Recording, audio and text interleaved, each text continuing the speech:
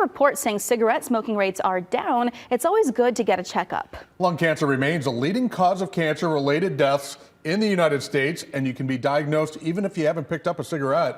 Experts at MercyHealth say cancer goes down if someone stops smoking after 15 years. The chances of it, the same goes to those who vape. Some tips can be to avoid polluted cities, secondhand smoke, and schedule a screening. 30,000 patients are diagnosed with lung cancer every year, and 130,000 of them die.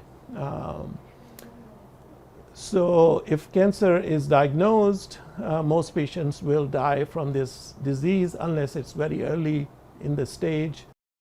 A new study shows young and middle-aged women are being diagnosed with lung cancer more than men, despite many of them never smoking tobacco. Lung cancer has risen 84% among women in the past 42 years, while dropping 36% in men. And scientists say they aren't sure why. A leading hypothesis is a rise in a genetic mutation that makes the disease more likely.